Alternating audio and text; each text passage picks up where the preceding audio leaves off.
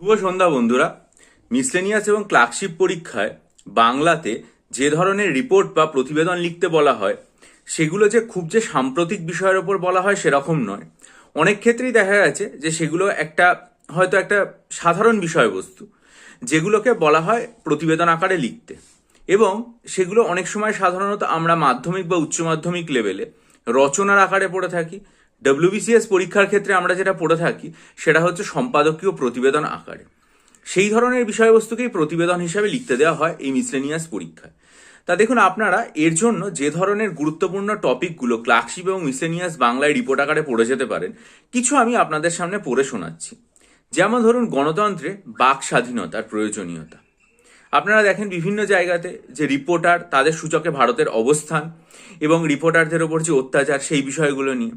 শিক্ষাক্ষেত্রে আমাদের মাতৃভাষার গুরুত্ব, ধর্মান্ধতা পেরিয়ে যুক্তিবাদের যে প্রয়োজনীয়তা, আমাদের জীবনে সাহিত্য চর্চা, আধুনিক জীবন এবং বিজ্ঞাপনের প্রভাব, একজন শিক্ষার্থীর জীবনে গ্রন্থাগারের গুরুত্ব, কুসংস্কারের বাধা কাটিয়ে বিজ্ঞানের অভিমুখে জয়যাত্রা, স্বাস্থ্যের উন্নয়নে নাগরিকতাবোধের প্রভাব, দেশভ্রমণ এবং শিক্ষালাভের প্রয়োজনীয়তা। এই দেশভ্রমণের প্রয়োজনীয়তা শিক্ষালাভে কতটা রয়েছে।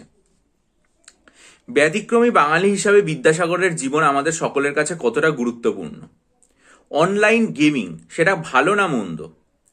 একজন নারী তার শরীরে সর্বোচ্চ অধিকার তারই, কোনো পুরুষতান্ত্রিক সমাজ ব্যবস্থার নয়। বইমেলার উপযোগিতা আমাদের জীবনে, সেতুভঙ্গ এবং জনজীবনে বিপর্যয়, বিদ্যালয় শিক্ষকদের দায়িত্ববোধ, ভয়াবহ শব্দদূষণ, সমাজে যে প্রচলিত গাত্রবর্ণ বিদ্বেষ, আর্থিক সংরক্ষণের ধারণা, নীরবতায় অনেক ক্ষেত্রে প্রকৃষ্ট প্রতিবাদের পন্থা, অতিরিক্ত ওষুধ ব্যবহারের কুফল, নারী নিগ্রহের সাজার ক্ষেত্রে অপরাজিতা বিলের গুরুত্ব, নাগরিকতা সংশোধনী আইন তার খারাপ এবং ভালো দিক, পোর্ট ব্লেয়ার বন্দরের নাম পরিবর্তন, খেলাধুলার জগতে নারীদের খেলাধুলার জগতে কতটা অন্ধকার, তাদের কতটা অন্ধকার পেরিয়ে আলোয় আসতে হয়, সেমিকন্ডাক্টর কারখানা এবং বাংলার যে শিল্প উদ্যোগ, ছত্তিশগড় এবং সেখানকার জলে ইউরেনিয়াম যে পাওয়া গেছে সেই বিষয়ে, বাংলার ধ্রুপদী ভাষার গুরুত্ব লাভ,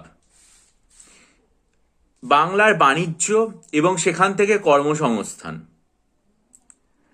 তারপরে হচ্ছে যে বিভিন্ন ক্ষেত্রে গৃহপরিচারিকা যারা, তাদের ওপর যে অত্যাচার এবং তার প্রতিবাদ, দান খয়ারতি সেটা কতটা আমাদের রাষ্ট্রনীতিকে প্রভাবিত করছে।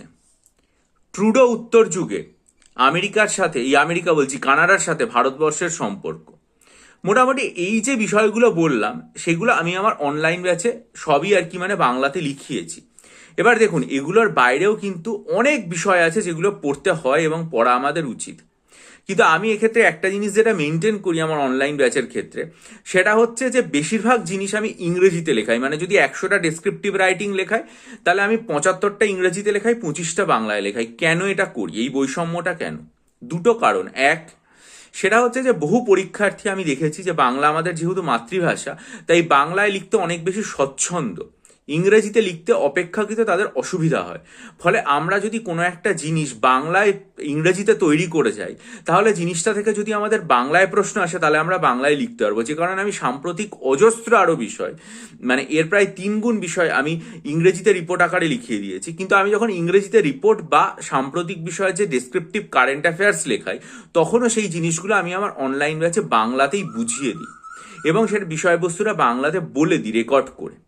ফলে যারা ইংরেজিতে পড়ছেন তারা যেমন সেটাকে ইংরেজি থেকে বাংলায় অনুবাদ করে নিতে পারবেন, তেমনি কেউ যদি মনে করেন যে বাংলায় লিখবেন, তিনি আমার ইংরেজি লেখাটা পড়ে এবং বাংলার যে রেকর্ড সেটা শুনে সেই বিষয়টাকেও বাংলায় করে নিতে পারেন। ঠিক আছে?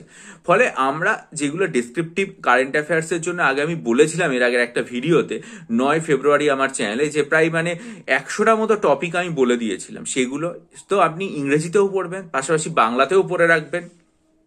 এবং আমি বলবো আজকে যে বিষয়গুলো বললাম এগুলোও আপনি বাংলায় পড়ে রাখতে পারেন, তাহলে সেটা আপনার ভবিষ্যতে মিসলেনিয়াস এবং ক্লার্কশিপ উভয় পরীক্ষার ক্ষেত্রে আপনার কিন্তু পরীক্ষায় যে লিখবেন সেটার জন্য আপনার সুবিধা হবে। যদি মনে করেন যে মিসলেনিয়াস পরীক্ষা ক্লার্কশিপ পরীক্ষার জন্য ডেসক্রিপটিভ বাংলা এবং ডেসক্রিপটিভ ইংরেজির স্টাডি মেটেরিয়াল নিতে চান, ডেসক্রিপটিভ কারেন্ট অ্যাফেয়ার্সের স্টাডি মেটেরিয়াল ইংরেজিতে লেখা সেগুলো নিতে চান, তাহলে অবশ্যই আমার চ্যানেলে যে ভিডিওটা আমি আপলোড করেছিলাম 19শে জানুয়ারি, যেটার লিঙ্ক দেখবেন আমার সর্বশেষ যে কমিউনিটি পোস্ট গতকাল করেছিলাম সেই কমিউনিটি পোস্টের মধ্যে দেওয়া আছে, সেটা মনোযোগ দিয়ে দেখবেন। পাশাপাশি হাইকোর্ট এলডি এর জন্য যদি আমার কাছ থেকে এসে এবং প্রেসি নিতে চান, তাহলে আমি ডেসক্রিপটিভ কারেন্ট অ্যাফেয়ার্স ইংরেজিতে এবং এলডি এর যে ইংরেজিতে স্টাডি মেটেরিয়াল কি কি এসেতে লিখিয়েছি, 100টার ওপর এসে লিখিয়েছি, এখন সেটা আরো ক্রমশ বাড়বে যতদিন না পরীক্ষা হবে, সেটার জন্য 9 ফেব্রুয়ারির ভিডিওটা খুব মনোযোগ দিয়ে দেখবেন। যেটাও দেখবেন আমার গতকালে আমার চ্যানেলে যে সর্বশেষ কমিউনিটি পোস্ট আছে সেখানে সেটা আপলোড করা আছে। এই দুটো খুব মনোযোগ দিয়ে দেখে